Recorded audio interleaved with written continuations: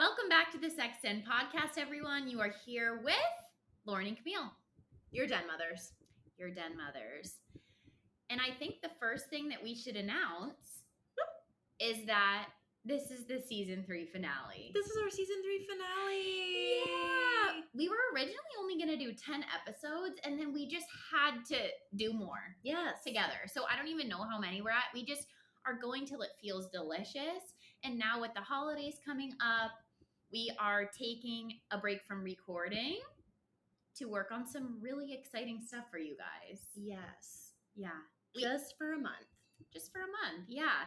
We love our Wolfpack. We have some really incredible stuff in store. That's right. So this is going to be the last episode that we post on Apple Podcasts and Spotify, but we do have our Patreon page, patreon.com/thesexden, where we currently have 8 bonus Q&As up. Yes. And we'll be adding more stuff through the holiday season. We will also be picking an additional winner for January. Yes. So don't worry, you don't have to miss us. You can just sign up for our Patreon and join our Diamond Adorn Wolfpack baby. Again, patreon.com/thesexden. That's right. We are experiencing a lot of change in our lives, aren't we? Yes. Yeah. We feel a little heartbroken. Yes. And we feel a little weird. Heartbroken and weird. And excited. A lot of different emotions. So today, as our season 3 finale, wrapping up, of course, it always comes in perfect time, like right in time for the holidays. We are going to do a little 2022 recap. Yes. We're going to incorporate some of our lessons that we've learned, some guidance for the Wolfpack in regards to things that we've been through, and talk about all our changes that are happening. That's exactly right. Yeah. So I think your week update is bigger. Let's start with your week update, Lauren. You want to go big? I think we go big. Okay, well, I want to talk about something that is actually a several month update. So Shane and I moved into this place in Tulum. We got the best deal ever. It was seriously just something so special. We moved in, and there's a tree outside of our bedrooms. And it is so spiky. It has a ton of spikes. My dad came. He's like, "Oh, wow, Lou, what is that tree? I've never seen a tree so spiky." He's like, "It must be protecting something really rare." And I'm like, "Whoa, Dad." We always use that voice for Dad, by the way. Yeah. Oh, wow, kiddo. Yeah. Oh, Like, wow, not kiddo. how our dad sounds at all. No, but I just think that it is. That is the dad voice. That's how I hear him. Yeah. And so anyway, over the last couple of months, I've been watching this tree, and it has these really rock hard green pods that are like basically the size of big guavas. Yeah. They're basically the size of mangoes. I'm like, maybe, I don't know what they are. Okay, well, the update this week is that the green, really strong husk has been falling off from the trees, and these puffballs of cotton. It looks giant, like cotton. It is cotton. It is cotton. It's a Peruvian cotton tree. Oh my God. Yes, I looked it up. I figured it out and everything, but it's these giant puffballs. If you're watching this on YouTube, you know what? I'm going to upload a picture of the cotton puffballs to our Patreon because they're really incredible. Yeah. They're so special. So anyway, I'm looking at the tree right now as we record, and I just wanted to let you all know that the cotton has bloomed. It has bloomed. You know what's interesting? When we had our last big change, moving from Lake Arrowhead, we had just watched the bird's nest. Yes. The birds come in, create their nest, hatch the eggs, and then the little chicks left the nest right before we were leaving. And now I feel like this tree expanding is representative of your next change. Yes. The reason that we're heartbroken today. Well, you know what? I'm going to make them wait a little bit longer because I wanted to say Shane's brother is in town. Yeah. We are having so much fun with Nathan. He's hilarious. He wears this little Speedo with his balls and his penis. And we just with his balls and his penis. And we just love him. He's so funny. And we went to Cozumel this weekend and went diving and got to see this. I'm kind of impeding on your update too. That's okay. Or imposing, I mean. Updates kind of together. Yeah, and so we got to go to Cozumel and just really feel the vibes, and it felt nice because Shane and I went to Cozumel right when we fell in love, like the day after we had consummated our love, and just, oh my God, so romantic. So it was really nice to be back there with him, and we got, Nathan works for a hotel chain, and so, or a hotel, I guess, I don't know, chain, Starwood or Marriott Bonvoy or whatever. And so we got to stay at this gorgeous Westin for like $5, and it was so fun. Cute. Yeah. So when we have been going through a lot right now, trying to sort of figure out what feels right for us. And we are heading home for the holidays on the 21st. And Shane and I are not going to be returning to Tulum. Yeah. So we told Camille this morning, we're having some Heartbreak Hotel. It just feels like it's time to go for us. And it's really hard. It's really weird. We have no idea where we're going next. But we just know that it feels like we're being kind of asked to leave in a way, energetically. Yeah. So that's right. Bye-bye, Birdie. Bye-bye, Birdie. So it's flying the coop. Yeah, we've been here about 5 months. We were here for all of July, went back home for August, and then we were here for September, October, November, and almost all of December. Yes. By the time we leave. And we just feel like it's come to a natural close. Like, yep, okay, we're ready. And so we put in our notice today and are heading into the wild. Yeah, we have no effing idea. No effing idea. Yeah. And as for little old me, Camille, I'm staying. Yeah, Camille's gonna stay. Yeah, I'm staying. I'm staying for right now. I just signed a 6-month lease, just moved in. Y'all heard my week update last week. It was a disaster getting back here. But I am settled into my place, working out some kinks, but feeling like this is the place I'm supposed to be right now. Yeah. When I was your age, I felt like I needed to be in Tulum too. I mean, I kept coming back here, making content, really excited about stuff. It's just, we're in a little bit of a different chapter right now. Yeah. So it's heartbreaking. Yeah. And also, it's going to be fine. It's going to be totally fine. It's going to be totally fine. It's going to be fine. It's really hard though, because Camille and I have really, really gotten used to living together. 5 seconds. 5 seconds apart. So it's just going to be hard. Our dogs love each other. We love to be together. So I always just feel like we're going to end up being together. Yeah. It has to be. It has to be. But who knows? I'm on the road for a while right now. Mexico feels really good. When this stops feeling good, I don't know where I'm going to go. I've looked at some, Europe, Costa Rica. I don't know. It just seems fun to just keep traveling with my little dog. And then you never know. Who the hell knows? You could meet love. I could all of a sudden want to move back to the States. Who the hell knows? That's the wild thing about this ride that we're on once we're born. You really don't know. A lot of people do know, though. They make it so that they have to know, and then they just don't go anywhere else. Whoa, I can't imagine. Which is wild. That. Yeah. No, I can't. I used to be able to imagine that. Like, when I was an engineer in San Diego, I was like, no, I'll probably be here forever. Right. Then once it felt like I started healing, I started following my heart more. Yeah, I can't imagine being in one place. Yeah. Just because I know now how exciting traveling is, I don't know. Everything just seems fun. Everything does seem fun. And that's how I feel right now, too. It's like, I don't know if we're going to end up in Costa Rica or in Europe. We really don't have any plans right now other than just we're not coming back to Tulum. Yeah. And is that on that? That is our season 3 finale. Thank you so much. Yeah. Thank you so much for joining us today. How are you all? See you next year. I always find myself wanting to ask that. Yeah, how are you? Yeah, how are you? I actually love getting updates from the Wolfpack, so hit us up on Patreon. If you're one of our members, just let us know how you're doing. How's your 2022 coming to a close? Yeah. I feel like 2022 was kind of the first year that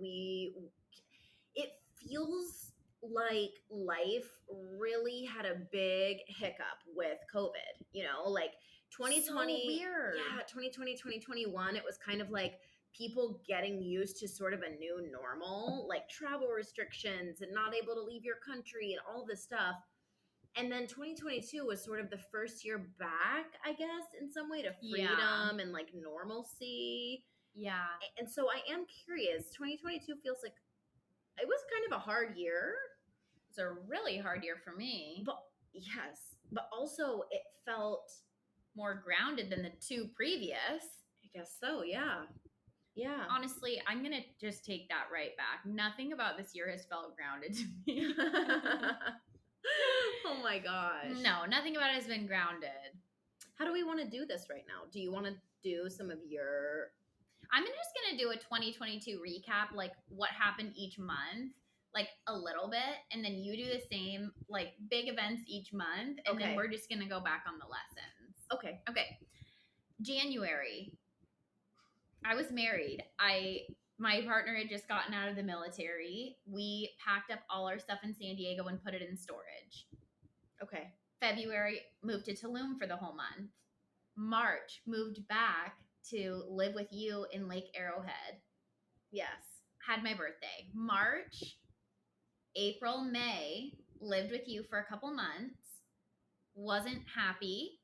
May, made the decision to separate. Whoa. Yes. June, was still separated. Came back together at the end of that month with my partner. 3 days. Then we decided to do a divorce. Hang on, it's just... I'm sorry. We decided to do a divorce.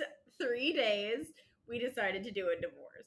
Okay. We decided to do a divorce. It reminds me of last episode when you like... Sky high, never buy it. No. Oh. No, that was really funny too. Sky high, never buy it. Never buy it. You were talking about... I pointed at someone to making out. We were kissing, we were making out, and it went to more than making out. It went to sex. Yeah. It's like separated, we came back together, divorce. We decided to go to divorce. Yeah. We went to divorce from there. Oh my God. It reminds me for whatever reason of your best friend Jamie when you talk like that. I know.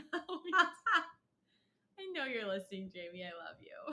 Oh my God. So funny. It went to sex. It went to sex. It went to divorce. It went to divorce. Okay, Yeah. Sorry, not to make light of it. July, very sad. Devastating. July, spent the month house sitting alone in California for my parents' house. Had like a little retreat to myself. My first month going through a big D. And you had my dog because I was here. Yeah, I had 2 dogs. It's about me. Then August, moved to Florida for a month. Lived with my dad. It was really fun. Yes. I loved that month, actually. My business was thriving. So great. September, I moved to Mexico. Whoa. Got wildly sick at the end of the month. Crap. Sick for 10 days. October, so much company, so much fun. We had your huge birthday bash. Then our parents came into town. And then my best friend came into town. October was a whirlwind. Yes. November, I was in a town just about an hour north. Loved it so much. Totally fell in love. And then now I'm back here for December. So I've bounced around. And each month I've been in Mexico, I've been in a different place. Right. So since January, I have lived in so many different places. Jeez. Yeah. San Diego, Tulum, Lake Arrowhead. Now we can say it now that you've sold the house. Yeah. Lake Arrowhead. Then a city in California. Dad's 1, 2, 3, 4 places in Tulum.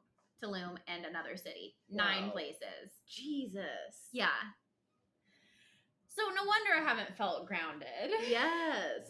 Okay, so that is a wild year. That's my year. And also my business has done better than ever. I have connected so deeply with people that I know are my soul clients. Like I've had clients now where I know what I'm looking for in my next clients because I love them so much.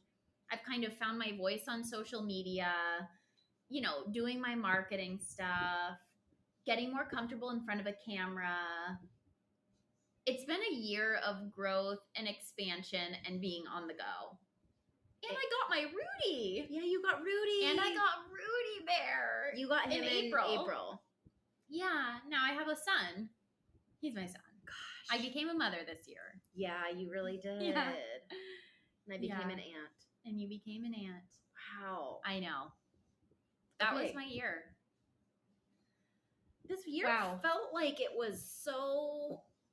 It was like kind of one long month, it felt like. Mm-hmm. It didn't... I think that's too because we moved. We were in a hot place.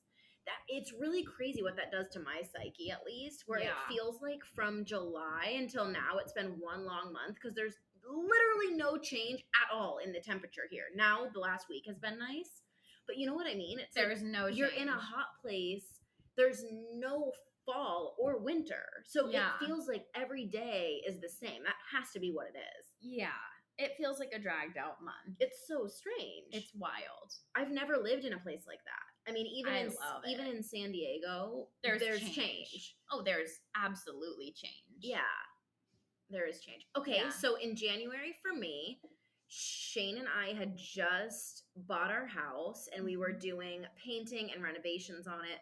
By the way, I think it's hilarious how you just did your updates so succinctly. And for me, it would take me an hour to do mine because it's just like, and then here's a detail that you can't miss. Lauren is like our mom to a T. It's a story, but the story, it has so many different layers. It has so many layers because I like to highlight. Okay. Highlights, because then I want to do lessons. Okay, so I had moved into our place. And on the very second day, Lauren. Well, this is important. Okay. On the very second day of the year, Shane proposed to me. Am I not allowed to say that? Can I not say it? I'd say that's one of the biggest events in your life. Yes. Yeah, you can say it. Okay, so thank you. Shane and I were in Laguna Beach, and he proposed. So that was my January, was really loving that. Doing your engagement party. Our parents came to our house, and I got to host them for our engagement party, which was so sweet. February, we came to Tulum, and in February, I also was really the beginning of that friendship unspiraling things, which was a huge part of my year. So big. So that happened. And then in March, you moved in with us. March, April, and May. Yeah, March, April, and May, you moved in with us. We were kind of doing our podcast. Season 2, remember? Yes. Season 2, having so much fun. June, well, actually, then in May, we decided to sell our house. We had only had it for like 6 months. So at that point, we decided to sell our house. It was perfectly finished, of course. Decided to sell our house and move to Tulum. So really, May and June were like getting the house ready. Totally. You know, doing all those little stressful things, making sure it was going to be okay, that would make money, blah, blah, blah. July, Shane and I came to Tulum for the entire month while you were going through for his 40th. Your divorce. Shane turned 40 and we went into escrow on the home. August, we came back to move out. And go to Florida. We went to Florida.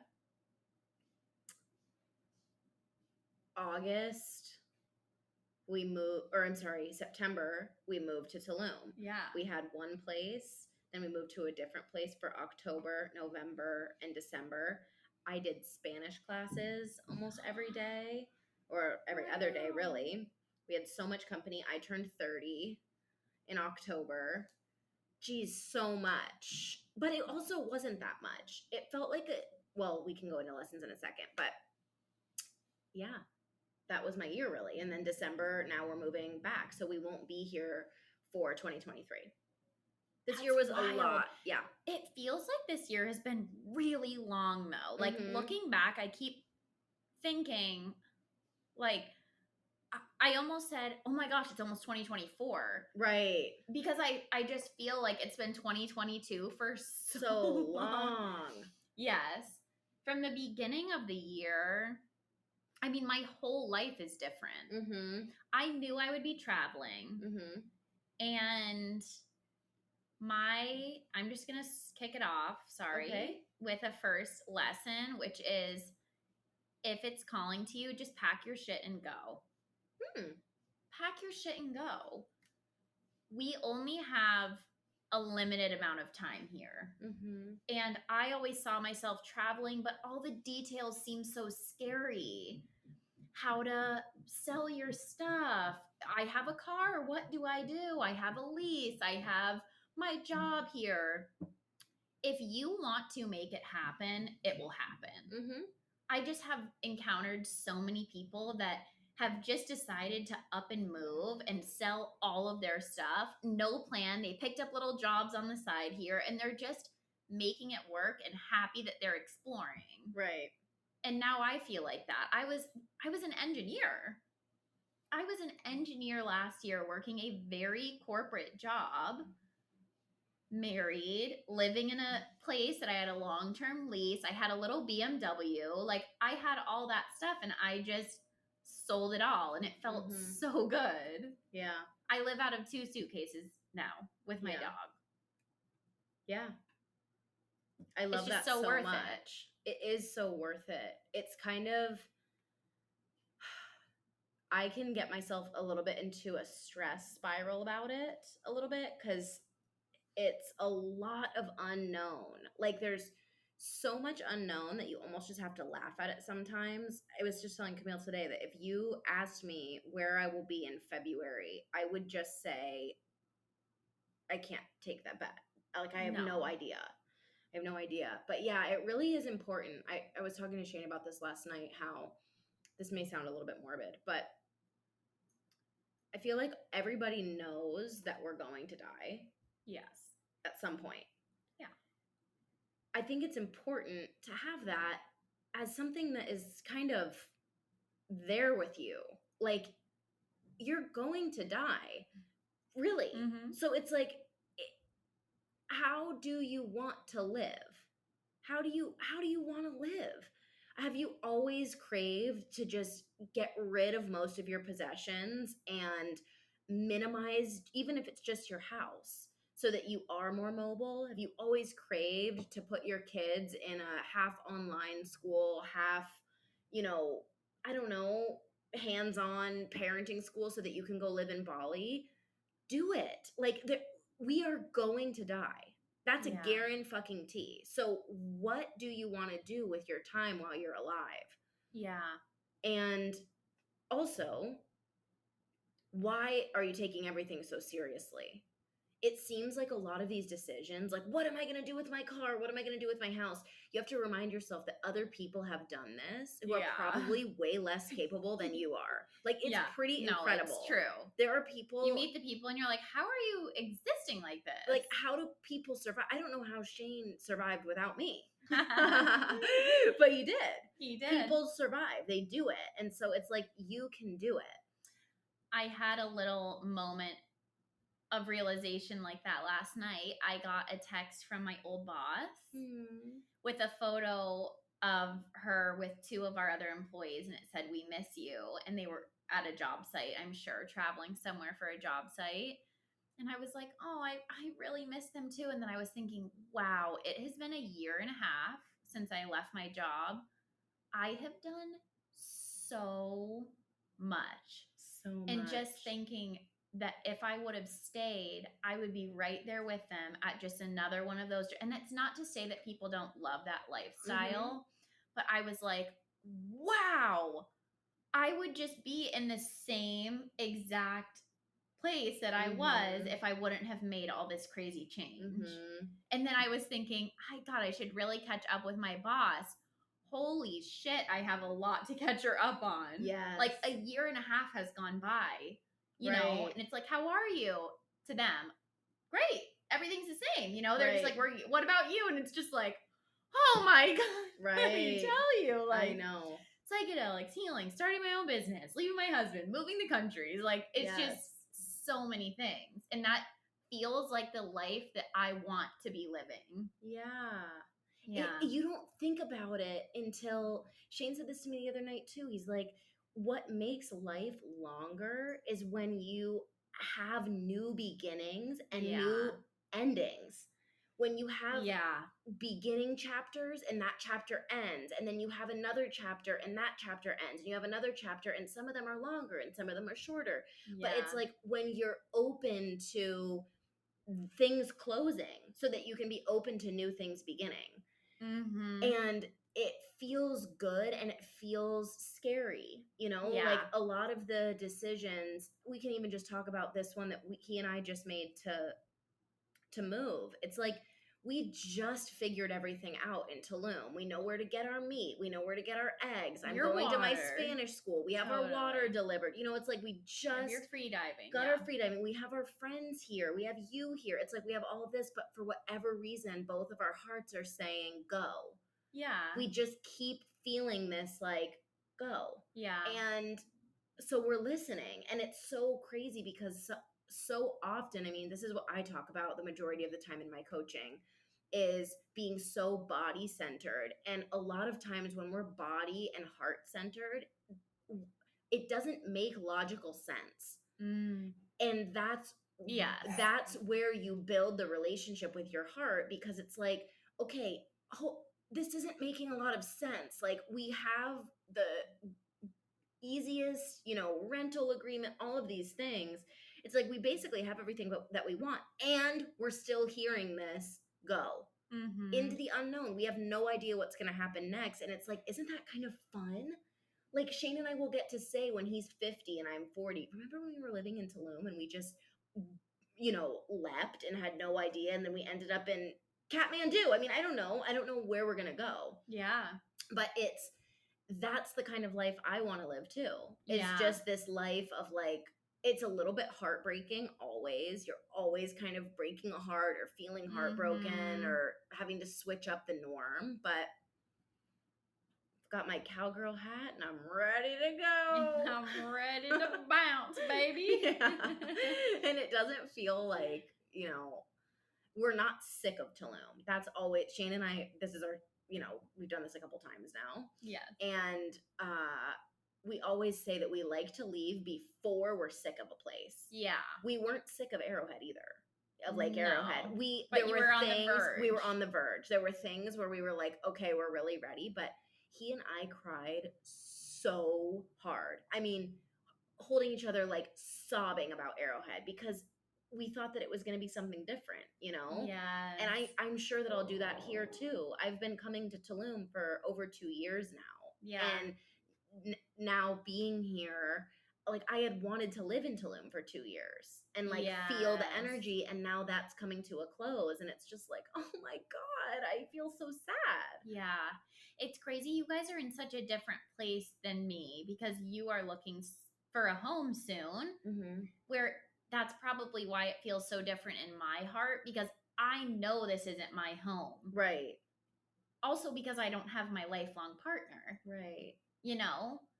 I don't know where that person and I will end up meeting or being, or it just feels like, and if it is Tulum, it's Tulum. But I just signed the lease thinking like, cool, I'll be here for 6 months and then on to the next place.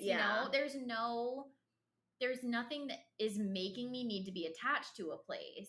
Yeah, there's nothing driving you. Yeah. Like, it's just like Rudy and I would be fine anywhere. If I have to leave, if I end up hating this in a month, I'll just go. It just feels like less pressure, but we're at a different place. I'm at a different place. Yeah. I mean, yeah. It's like Shane and I don't talk about it very bluntly. I mean, I guess we sort of do, but Shane is 40. Yeah. I am 30. And we would probably like to find a place that feels like we could settle down for a couple of years. That would be nice. And then travel and go here and there, but I don't know if that'll ever happen. Yeah, it might not ever happen. We might just be those people that are yeah. just kind of on the road. We might be those I could gypsy see parents. being like that too. I don't know. Me too. Yeah. I have no idea. Okay, what's a lesson you've learned this year? Any that have hit you hard? I mean, yeah, so many. But one that I feel like maybe I talked about it in a different episode, but I wanted to just talk about it here again, is that particularly around moving, I know that I've talked about this before, but particularly around moving and stuff, I feel like it's a really good trigger for me, because when I think about having to move and like pack up my stuff, Yeah. get the logistics, cancel the, Wi-Fi, the water, whatever, I can get myself so worked up before I leave a place that I basically miss all of my final days there. Like you Totally. just miss 3 weeks of enjoying your life. Mhm. And so a huge lesson for me has been how asking myself, how present can I be even when there's a lot of stuff to do? Mm. So I'm going to try to practice that again this month because we're out of here in 2 weeks. How present can I be just with each moment? And I feel like when you're moving, all of a sudden you do have a new appreciation for a place. Like I know it's going to be a hard 2 weeks for me because I'm going to be seeing you and Rudy, but it's like, if we ask ourselves how present we can be, even in a lot of discomfort, sort of, and like unknown, that helps us be present when things are just really smooth and calm and okay. Yeah. So it's a really good test. So that lesson kind of rolls into my next one, which is about the pursuit of being okay.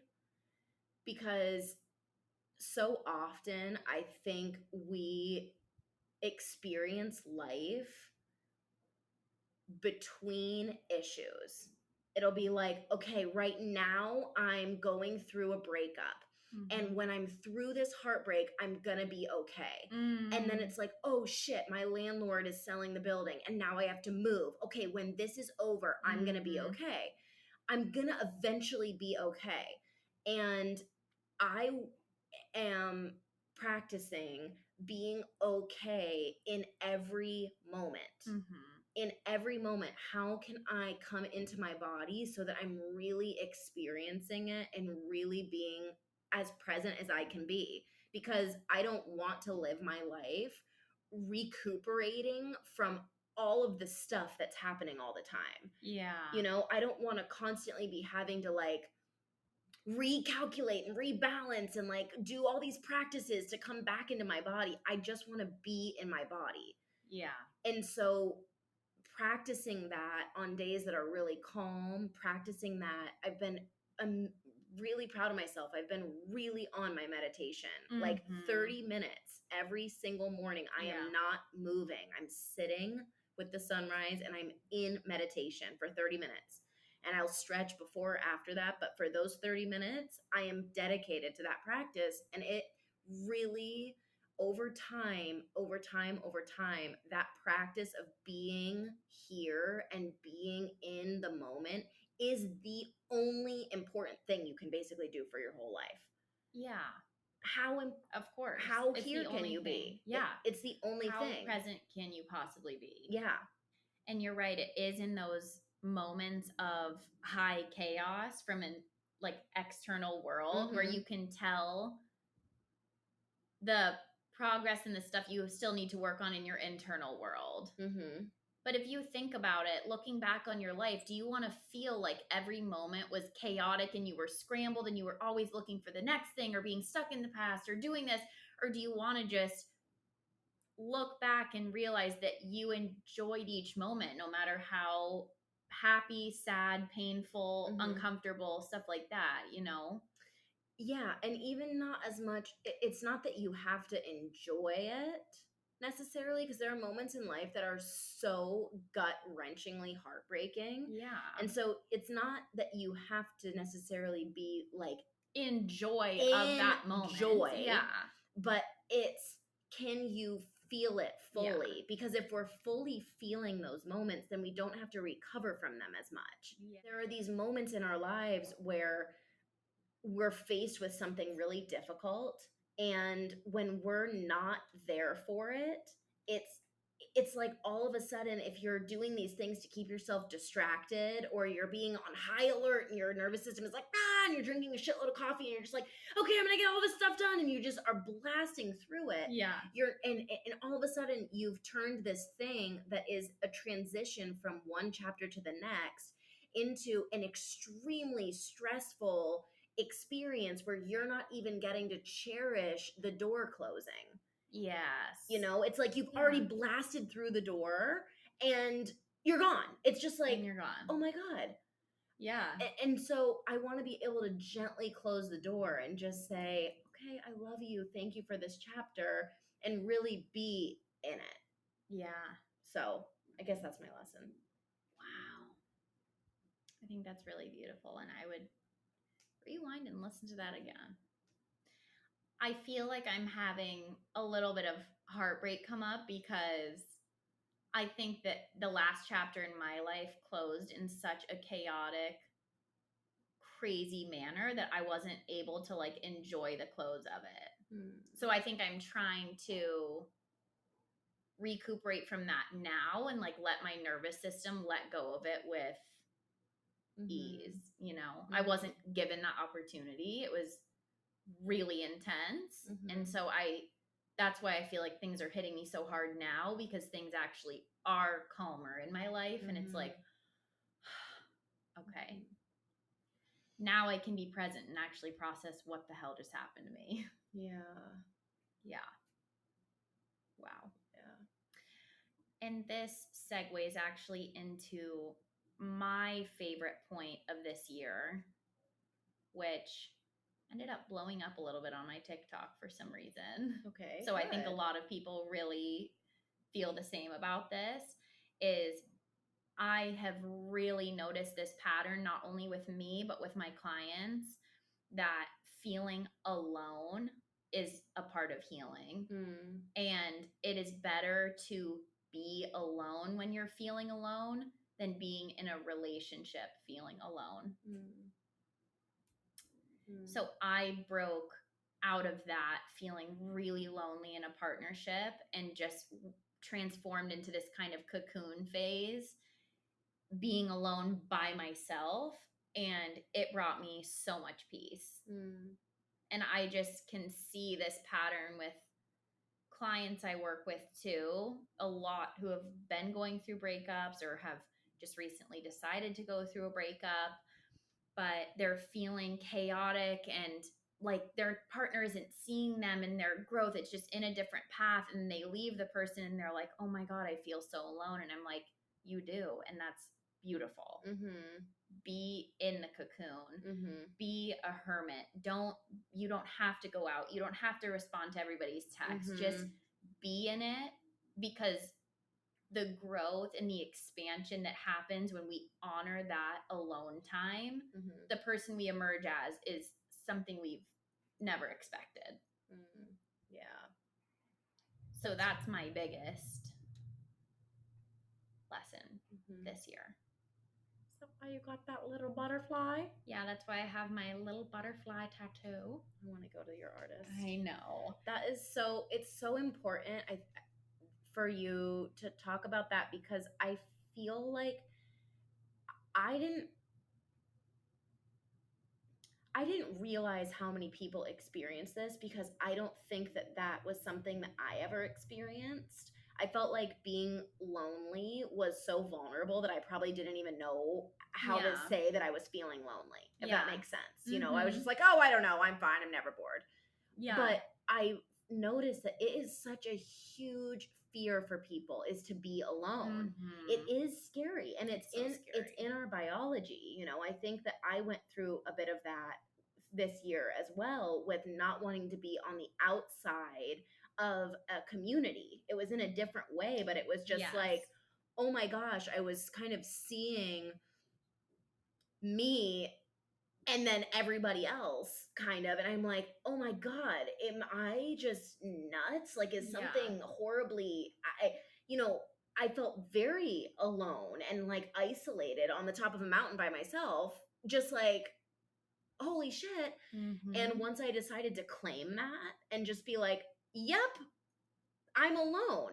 I'm actually alone in relationship. You know, I'm not alone in my relationship or with you, but in relationship to that community, it was just like very freeing. All of a sudden I'm like, oh my God, okay, it was like a breakup. It was just, I am alone. And it feels good. Like I'm all of a sudden just able to kind of it feels like your horizons open up a little bit and you kind of just get to claim it. I literally went back and did things that I did when I was going through a breakup. Like I just watched New Girl with you and with Shane. Yes. I started FaceTiming you more, seeing you every second because I'm just like, oh my God, it feels like a breakup. Yes, it can absolutely happen in friendships. Yes. It can happen when you're leaving college. Yes. Like I remember feeling that way then. Yeah. I was in a relationship, but I had moved somewhere temporarily by myself. And I was like, oh my God, I'm not around a group of people that are the same anymore. Right. You know, it's just those kind of little heartbreaking moments. But we spend most of our life in partnership. Yeah. Most people. And you know what? People who aren't in partnership usually have a lot of friends. Mm-hmm. So we are in partnerships with our friendships, with family, with, you know, our guy or girl, whoever, or anyone who you spend it with. Or non-binary, who you spend it with. So in the moments when you feel alone, just ask yourself, what is it that I want to do that I typically don't do when I'm with other people? Mm-hmm. You know, we're always kind of molding and, okay, well, where do you want to eat? You know, oh, I guess I can go to this lunch or dinner, blah, blah, blah. But while you're alone, because you know it's not going to be forever, we are creatures of companionship. That's how we live. What can you do to just prioritize yourself, your pleasure, your self-love? Like, how deeply can you get into that? Yeah. Yeah. Yeah. Being alone or being afraid to be alone is not a reason to stay. Oh, yeah. Being alone. I want to say it again. It's always scary. Say it again. It's so scary, but being alone or being afraid to be alone is not a reason to stay. It's really not. It's really not, because you have no idea what's on the other side of those lonely feelings, and you will be proud of yourself. You'll be proud of yourself for being like, okay, I was scared and I did something that I was scared to do, and we get rewarded for that stuff. Oh, it's like you get to I'm big on the chapter thing. We can talk about chapters or cocoons or closing a door. It's like all the same metaphor for the same thing of just like rebirth, rebirth. And that doing rebirths in life and kind of cleansing stuff out, I don't think things are supposed to last forever. And we kind of talked about it. No. Unless it's my relationship with you or Shane. That's lasting forever. But it's like, yeah. I think both of these things can actually be tied back into kind of fear-based living. Same with the first thing I said, packing up your stuff to go if you're being called to it. It's all fear-based living. It's so many of us live in such a fear state. Even if we're welcoming change, we can still be feeling so much fear for the change that we're missing the good part of the change. Do you know what I'm saying? Yeah. So it's like, let's just take a look right now. Take a look at your life. If you're listening to this and you're just like, oh my God, what do I do? I'm living in fear. Write down the narratives that come up for you around fear. Is it, I don't want to be alone. This partnership is better than not having one. At least when I'm with this person, other people think I'm cool because I have a partner, you know. I want to go travel, but I'm scared because I have all this stuff and a payment and all that. Write down what you're afraid of. And then ask yourself, okay, what if this did come true? What if this biggest fear came true? This is a thing from Mom. This is my one of my favorite things to do with my clients. Yeah. Okay. A list, not pro and con, but our fear and overcoming list. Right. Write your fears. If that one thing, what's the worst case scenario? Right. What can happen if that fear comes true? Right. And what are you going to do to solve it? Because it's not like it's just going to happen and you're going to be like, well. Yeah, it's over for me. I mean. What does Mom always say? What's her. How does Mom say it? Oh, yeah. She says, what's your greatest fear? Yeah. What's your greatest fear? But she'll go, Lauren, honey, what's your greatest fear? Yeah. And I'm like, Mom?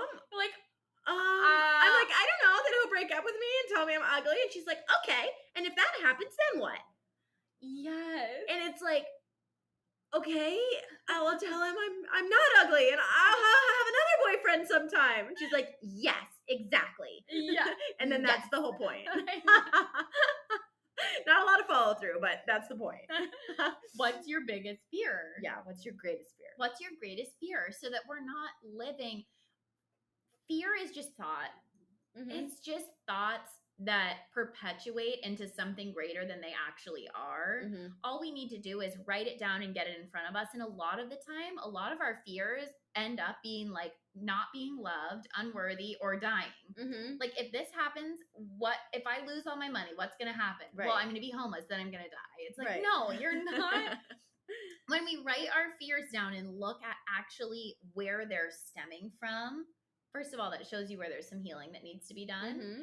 And also, a lot of the things are just ridiculous. You know that those things are never going to happen. Right. For instance, if you're selling all of your stuff to go move to a different country, are you really going to have zero money, or are you going to figure out a way to make money once you get to the country? Right. If you're already planning, selling all your stuff, you're probably pretty with it. Yeah. You're not just going to not have money. You're going to pick up a little job. You're going to bartend, whatever. You're going to make it happen. Right. Yeah. You're going to make it happen. Or it's like, okay, for example, let's say that you're going to disappoint a few folks when you move. Disappointing folks is a big one. Because it's sad. You want them to know that you love them, that it's not about them, that you want to be near them, for example. Like, one of my biggest fears always is disappointing you. Disappointing me. I never want to disappoint you because know. I'm just like, oh my God, we all said we were moving here together. I mean, it's like there was so much, and now, whoops, here I go. It's like, disappointing people, though. Let's say that you're in a lease somewhere, you just signed it and it's not feeling good for you, and you're gonna have to figure out a way to get a new roommate in there for your other roommates. It's like sometimes shit has to kind of collapse too. You gotta have a blowout. You've got to do some blocking. Gotta do a blowout, do some blocking. Because man, it is just no guarantees. No, and you are the only person that you have at the end of, especially when you're single and going through all these changes. Like when you're with a partnership, you make the changes together, blah, blah, blah. But also, you have one life. I know it seems cliche and everybody says it like YOLO, you only live, but I'm serious. You're not trying to be a wrecking ball. If you're doing things out of love, if you're being really considerate and mostly doing things out of love for yourself and following your heart, you're not going to have regret at the end of the day, you know. Yeah. You may have some times where you look back and you're like, oh, could have done that a little differently. Yeah, that really hurt. And that is going to happen. If you're living a life that is full of meaning and intention and just like going with what your heart says, you are going to have times that are like, that was fucking heartbreaking. Like, I did not do that the way that I wanted to. Totally. I'm going to have to do some forgiving for myself. Maybe I need to write a letter, reach out to that person. I mean, totally. It's like, it can hurt. It can hurt. The reflection can hurt. And that's part of the present. And it's part of the presence, and you have to see yourself or else you'll become an alcoholic, Susie. You have to see yourself and take responsibility for your own actions. That is another one that I would like to talk about today. I know we're at 52 minutes or whatever, but this has been coming up so much with my clients recently. And it's about taking responsibility for tu vida, which means for your life. Take responsibility for your life. For your life. And this can be in any time, basically beyond childhood. Yes. Shit happens to you as a kid. You get to have compassion for your inner child, hold them, help them to feel safe. You don't have to take responsibility for it because you were a baby. Yeah. A baby. But if you were making rational decisions, I'm going to give a little example here. Go ahead. Let's say that, let me get it together with my example. Let's say that you decided to move to a place, and when you got there, it wasn't what you expected. You didn't like it, and it was really hard for you to be productive. Okay? Yes. The person who is not taking responsibility for their life says, and this has been me before, so I'm using my own life example. I can't get motivated here. This place just isn't for me. I'm unable to get it together, and it's the weather, it's the people, it's all of this stuff, right? Yes. Taking responsibility for your life looks like this. Okay. Whoops. Uh-oh. Okay. I made the decision to move here. I made the decision based on these factors. Yeah. I didn't fuck up. What actually happened is I made a choice and I stuck with it, and I'm here right now. What can I do to get back into my body so that I can move forward and have the impact in my own life and on people around me and in the world that I'm wanting to have? It looks like, okay, if I made a mistake, let's say I hate the place, and I'm like, shit, I'm not happy with this. Oftentimes, we then go into a self-loathing spiral. Well, we start blaming all the external factors. Exactly. Too. All the external factors and internal. Totally. So it's like, my neighbor is loud, my blah, blah, blah. And also then it goes to, I should have never made that change. Totally. I was totally fine where I was. It was, there are so many different things. You could see this if somebody stays in a relationship or leaves one and then they can't find another partner, or they're having trouble dating. And it's like, I should have just stayed in that stupid relationship because then at least I would have somebody. It's like, there's that. Yes. And so taking responsibility for your life looks like, I am going to make it. I'm grateful for this experience. What can I learn from this? How can I embody what I need to embody so that I can move forward? And so this is a great lesson for me. Yeah.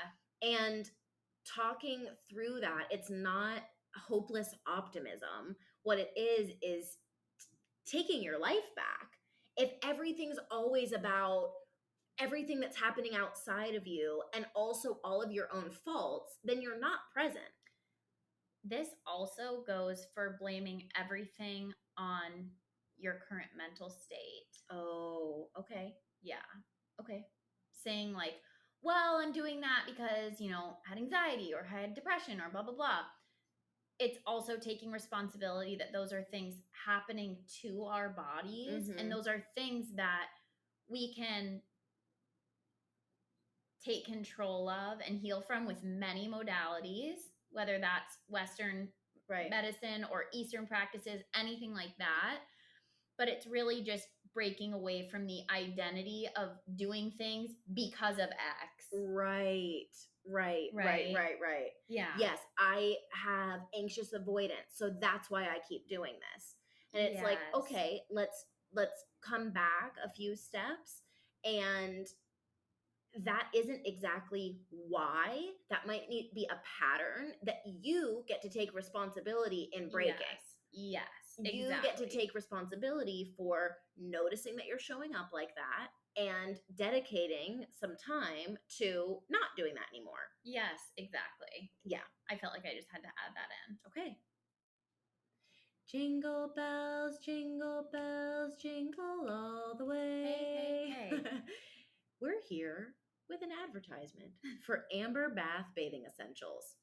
Amber Bath is your one-stop shop for your grandma, your mommy, your daughter, your Aunt Susie, your Aunt Cindy Lou Who, for all of the women, or honestly, the men, or people who don't want to have a gender and don't feel aligned with that in your life. amberbath.com is the place for you. All of these bath products are made by hand with minimal ingredients, no stinky perfumes, all essential oils and delicious oils, butters, frappes that you want to put on your skin. Oh, yeah. Especially in the winter.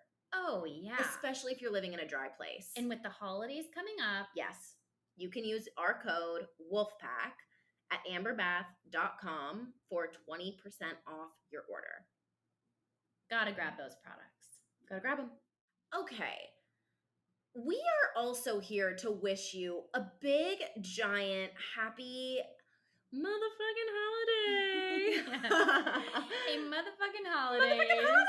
And I think one of our biggest pieces of guidance is just, we've said it over again, just enjoy. Don't take life too seriously. If you're feeling like you're needing to work on some stuff right now, do that. And also don't forget that the purpose in this all is to find our joy and our happiness. Yes. It's like, okay, so this holiday season, people I feel like get so stressed out because you have to see your racist grandpa and your uncle who sucks and has one leg. I don't know. It's just and like, it's snowing and it's cold, it's kind of dark, whatever. It's scary. You're slipping on the road. Everybody's freaking out, telling you how to drive from the back seat. Okay.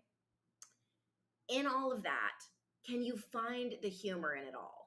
Can you kind of take a step back, look at it from a 10,000 foot view, and kind of see where the Farkle family, funny, this makes absolutely no sense. Have some compassion for your mom. She's been through a lot. Have some compassion for your dad. I'm sorry that he's no longer in your life. Like, send everybody some joy. And see if you can do it. Send yourself some extra love. Take extra long baths or showers.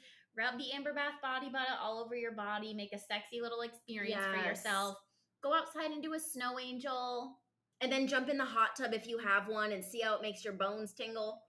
And your pussy. And your pussy. Yeah. And your nuts. It is, there's a lot on social media and all of this about doing all the deep work and exploring your shadow and doing all that. That's amazing. And remember that we're here to enjoy it all. We are. Yeah. So can you find some joy in this holiday season? Wrap yourself up, have your favorite latte, and even if you just take a couple deep breaths in the morning that are for you, with a cozy blanket. Yes. Enjoy yourself. Enjoy yourself. Yeah, because we're going to be enjoying. We're heading to Florida. And South Carolina. We are going to see our grandparents for the first time. In over 3 years because of COVIDo. I cannot wait to see them. I'm going to jump on Grandma. Do you think she can catch me? Our Jiddu just got a hip replacement, so he could. Yeah. Yeah, he can handle your weight. Jiddu is Arabic for grandfather. Yeah. He's Syrian. So that's where we're heading. We are also in the background creating for this podcast. We love it so much. We have some really exciting things coming. Yeah, we have really exciting news. So stick around. Whoop. The Sexton will be back and better than ever. Better than ever. You can be expecting us in January, or if you want to see us each week, you can check out our Patreon. Again, it's patreon.com/thesexton, and we love it there. We love our community. Yep.